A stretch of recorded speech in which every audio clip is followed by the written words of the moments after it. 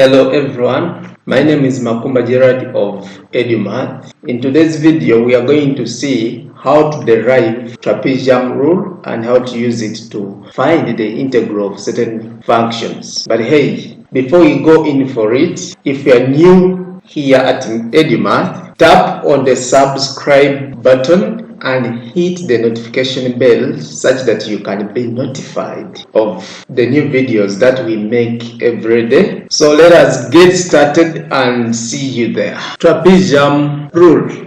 This is a numerical method that can be used to calculate the approximate area under the curve y is equal to fx between x equal to a and x equal to b and the x-axis. So let's have an illustration. This here is the x-axis and this is the y-axis. So we are going to have a curve which I will call y is equal to fx, the function of x. Now to obtain the area under this curve using trapezium rule, the area here is going to be divided into strips or sub-intervals of equal width, and this is what we shall do there, and we can call it small d. So this is what we have, and these ones which are moving down, these lines here, or the lines giving us the strips. This is the first strip, second strip, third strip, and this here is the nth strip, because there are many others in the middle here. So these lines here which are making up a strip, they are called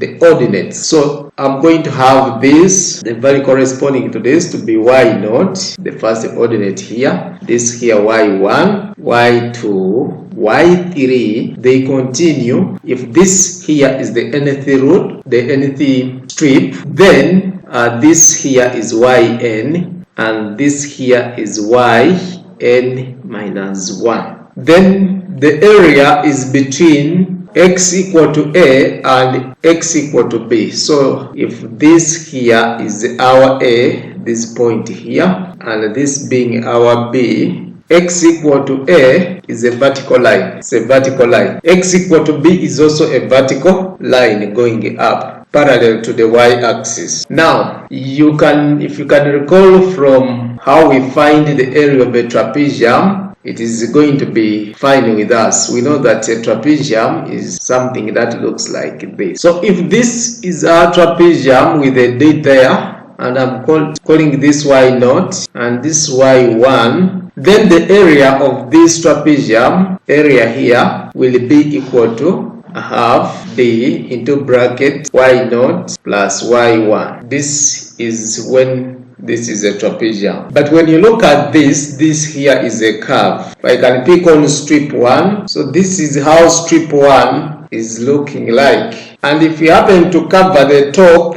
of the strip, this strip 1, by a straight line, we are going to approximate a trapezium. You can see that this is the approximate of the trapezium. So I'm going to have here my y0 from here, and this side being y1. Down here is my d. Then the area of trapezium 1, this one here, is going to be equal to a half d into bracket y0 plus y1. If someone goes ahead to extract trapezium 2, shall have, this is how trapezium 2 is looking like. So if we go ahead and join the top of this strip here by a straight line, we are going to approximate a trapezium. Remember, down here we have a D, same width, and this now is y1. This here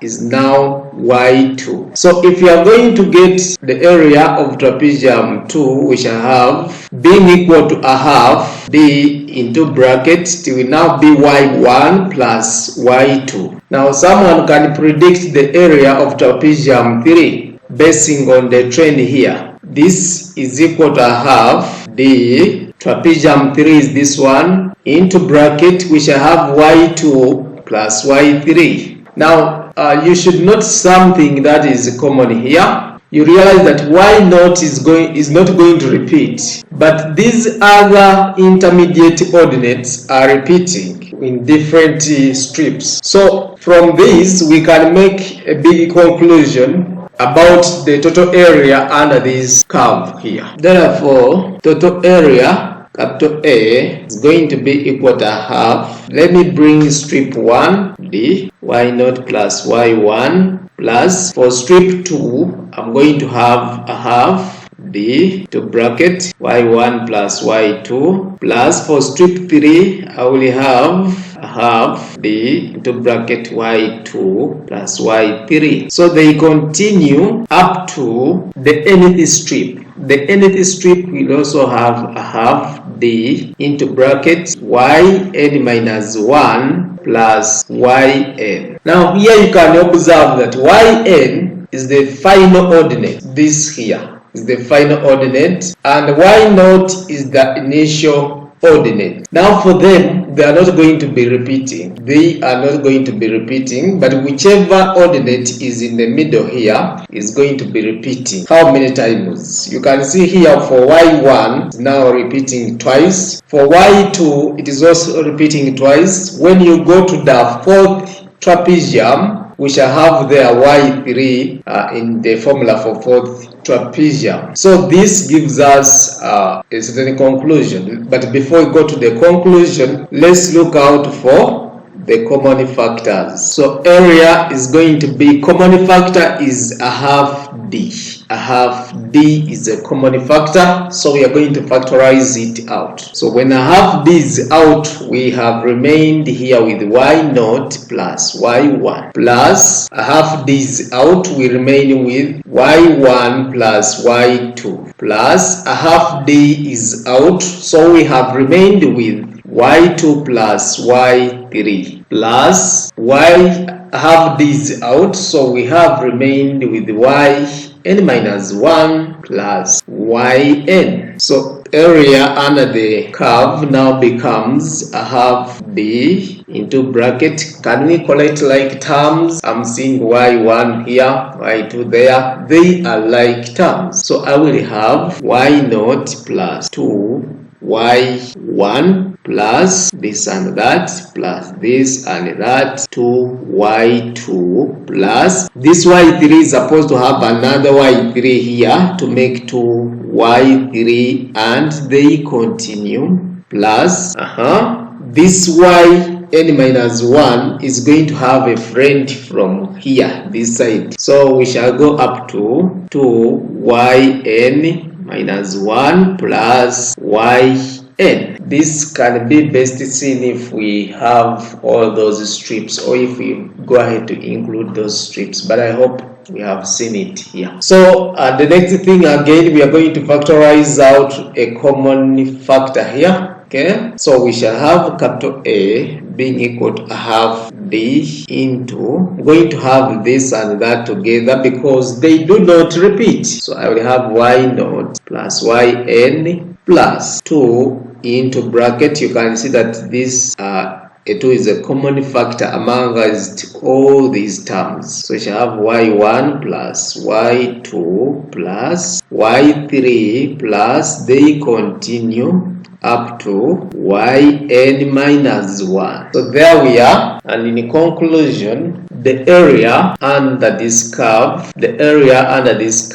is the same as the integral of this function here from a to b. Generally, that area is equal to now the integral from a to b of a function fx with respect to a, and this here is equal to a half d into bracket y naught plus y1, 2 into bracket y, this is yn, y1 plus y2 plus y3 plus up to yn minus 1. So this here is what we call the trapezium rule. So from our diagram here, we said that these are ordinates. These lines here, the lines that separate the strips, they are ordinates. Now, if we need to get the sub-intervals, you can see that 2 ordinates are forming up one sub-interval. 3 ordinates are forming up 2 sub-intervals or strips. 4 ordinates are forming up 3 strips or sub-intervals. So what does that mean? It means that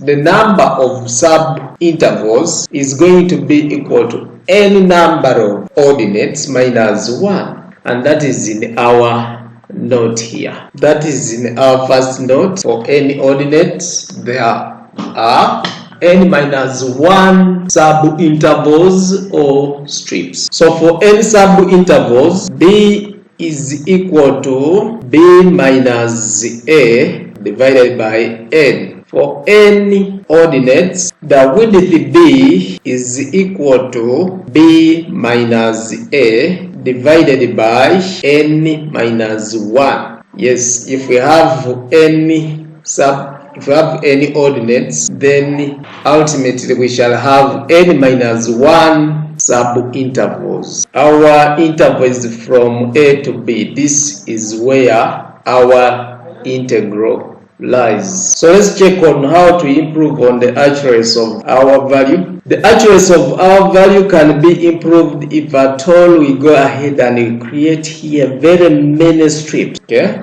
Because very many strips will approximate to the curve itself. If we happen to have here very many strips, we shall not be having this big space remaining. This space here will become negligible and hence the accuracy. That is in note number 4. So the accuracy depends on the number of sub-intervals used, meaning the higher the number of sub-intervals, the greater the accuracy, and then the reverse is also true. So what we have been using, trapezium rule, is a numerical method that can be used to calculate the approximate area under the curve between A and B. It approximates the area. It doesn't give the exact area under the curve. Now, what do we do if we need to find the exact area under the curve? This here is in our note number 5. What we do if we need to get the exact area under the curve. So the actual or exact area under the curve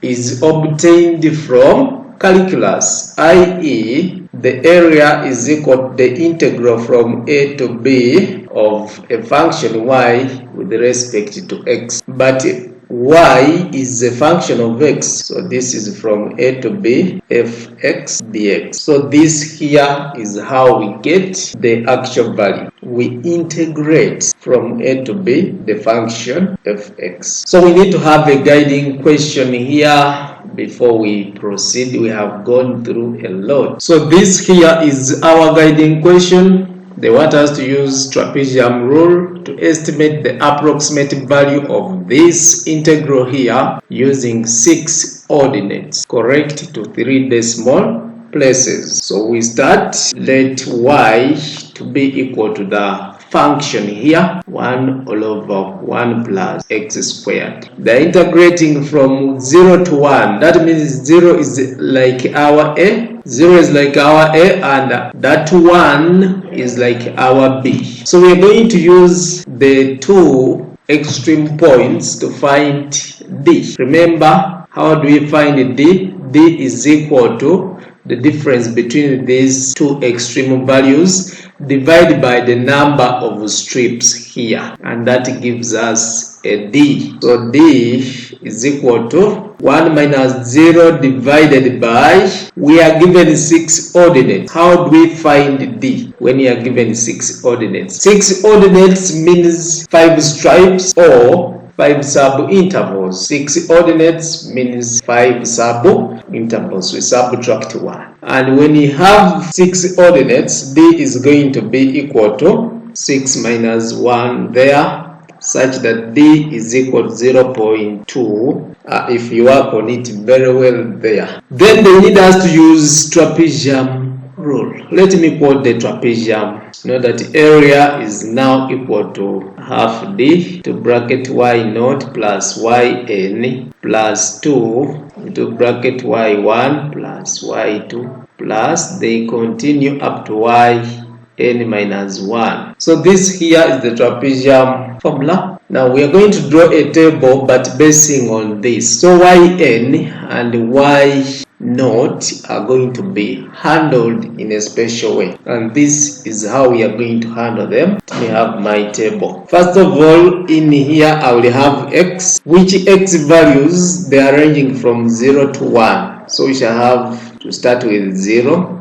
And what is the width? The width is 0.2. So plus 0.2, we shall have to get 0.2 here, plus 0.2, 0.4, add here 0.2, 0.6, add 0.2, 0.8, add 0.2, we shall have to get 1.0, and this is where we stop. Then in this row we shall have there the totals. Our table is continuing. So in here I will have y, and in the first one here I will have my y naught, and here I will have the last y in here. So let's start. Our y is here, x is now 0, put it there. You will have to put here 0, you'll have to get here 1. Let me go to the last one here. X is now 1.0, put it here 1.0. This is going to be 1 divided by 1 plus 1. So this is the same as a half, which is 0.5.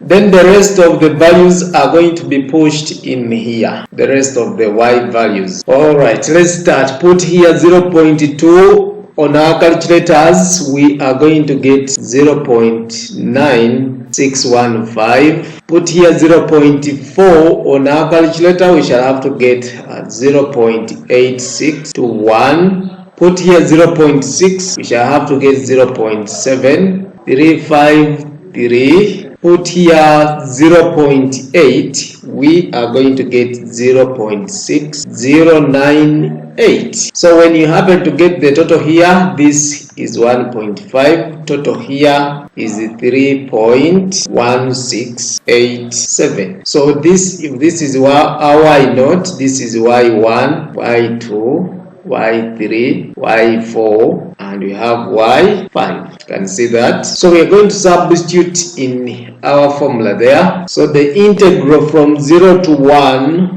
of 1 all over 1 plus x squared with respect to x is going to be equal to a half d into brackets. Now going to be y naught plus y5 plus a 2 into bracket y1 up to y4. So we are substituting. This here is a half times d, which is 0.2 into y naught plus y5. This here is y naught, y5 is here. We added them to get 1.5. So this whole thing has reduced to 1.5 plus 2 into bracket y1 plus y2 plus y3 plus y4. So we have added all of these to end up with this value here, which is 3.1687. So when we properly compute on our calculators, we are going to get 0.7837. The question required us to calculate this to 3 decimal places. So rounding this to 3 decimal places, we shall have 0.784. And this is to 3 dp. So this is where we stop. We have seen how to derive trapezium rule and how to apply trapezium rule in finding the integrals of certain functions. Once again, if you are new to EduMath, please subscribe and hit that notification bell such that you can be receiving videos that we make every day. And please also tell a friend about the channel such that we can benefit as a whole. Thank you very much for being with me up to this point. And before we go, I will give you one number for trial. So our trial number is here and it is only 1. Use trapezium rule to estimate the area of this function here between x1 between the x-axis, x equal to 1 and x equal to 2, using 5 strips. Give your answer correct to 4 significant figures. So this here is where we end for today's lesson. Again and again, I appreciate you for being part of my audience. And if you are new, subscribe, hit the notification bell. I will be so grateful, and have a blessed time.